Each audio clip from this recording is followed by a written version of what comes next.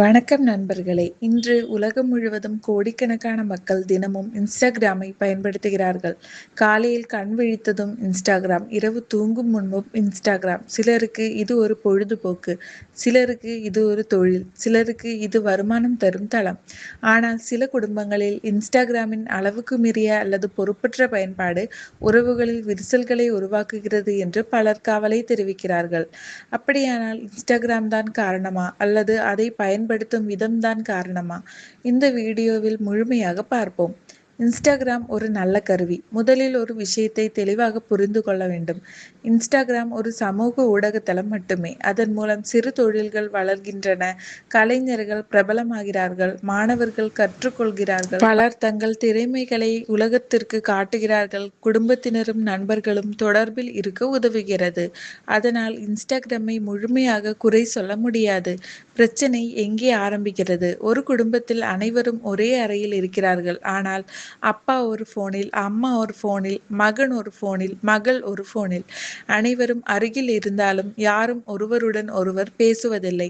உடல் மட்டும் ஒன்றாக இருக்கிறது, மனம் முழுவதும் மொபைலில்தான். இதுதான் பல குடும்பங்களில் அமைதியாக வளர்ந்து வரும் பிரச்சனை. முடிவில்லாத ரீல்ஸ். இன்ஸ்டாகிராம் ரீல்ஸ் தொடர்ந்து புதிய வீடியோக்களை காட்டுகிறது. இன்னும் ஒரு வீடியோ மட்டும் என்று தொடங்குவது 1 மணி நேரமாக மாறிவிடுகிறது. அதன் பிறகு குடும்பத்துடன் பேச நேரமில்லை, குழந்தைகளுடன் விளையாட நேரமில்லை, உணவு சாப்பிடும் போதும் போன், பயணம் செய்யும் போதும் போன், விடுமுறை நாளிலும் போன். இப்படிப்பட்ட பழக்கங்கள் மெதுவாக குடும்ப உறவுகளை பாதிக்கலாம். ஒப்பீடு மனநிலை. இன்ஸ்டாகிராமில் நாம் பார்க்கும் வாழ்க்கை முழுவதும் உண்மை வாழ்க்கை அல்ல. பல பதிவுகள் அழகாக தேர்ந்தெடுக்கப்பட்ட தருணங்கள் மட்டுமே. ஆனால் சிலர் அவர்களுடைய வாழ்க்கை எவ்வளவு சந்தோஷமாக இருக்கிறது, நம்ம வாழ்க்கை மட்டும் ஏன் இப்படி இருக்கிறது என்று ஒப்பிட ஆரம்பிக்கிறார்கள். இந்த ஒப்பீடு தேவையற்ற மன அழுத்தத்தையும் அதிருப்தியையும் உருவாக்கலாம். நம்பிக்கை பிரச்சனைகள். சில குடும்பங்களில் யார் யாரை ஃபாலோ செய்கிறார்கள், யாருக்கு லைக் போடுகிறார்கள், யாருடன் அதிகமாக சேட் செய்கிறார்கள் என்பது பற்றிய சந்தேகங்கள் உருவாகலாம். எல்லா குடும்பங்களிலும் இது நடக்காது.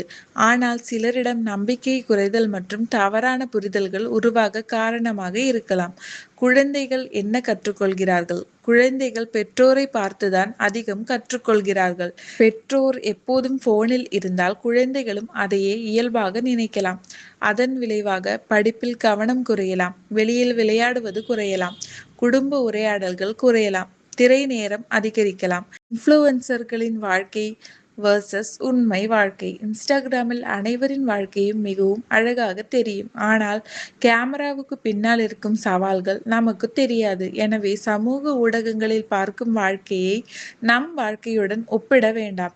எப்படி சமநிலையுடன் பயன்படுத்தலாம்? ஒரு சில எளிய மாற்றங்கள் பெரிய பலனை தரும். தினமும் ஒரு குறிப்பிட்ட ஸ்கிரீன் டைம் வரம்பை அமைக்கவும். சாப்பிடும் நேரத்தில் போன்களை வைக்காமல் இருங்கள்.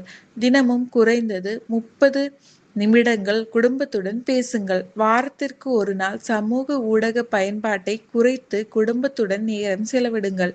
குழந்தைகளுடன் சேர்ந்து விளையாடுங்கள் அல்லது புத்தகம் படியுங்கள். இன்ஸ்டாகிராம் குடும்பங்களை அழிக்க வந்தது அல்ல. ஆனால் எந்த தொழில்நுட்பத்தையும் அளவுக்கு மீறி பயன்படுத்தினால் அது உறவுகள், நேரம் மற்றும் மனநலத்தை பாதிப்பை ஏற்படுத்தலாம். நாம் தொழில்நுட்பத்தை கட்டுப்படுத்தினால் அது நமக்கு உதவும். தொழில்நுட்பம் நம்மை கட்டுப்படுத்த ஆரம்பித்தால் அங்கேயே பிரச்சனை தொடங்குகிறது. உங்கள் குடும்பத்துடன் செலவிடும் 1 மணி நேரம் இன்ஸ்டாகிராமில் செலவிடும் பல மணி நேரத்தை விட மதிப்பு மிக்கதாக இருக்கலாம். இந்த வீடியோ உங்களுக்கு பயனுள்ளதாக இருந்தால் உங்கள் நண்பர்கள் மற்றும் குடும்பத்தினருடன் பகிருங்கள். விழிப்புணர்வை பரப்புவோம். நன்றி.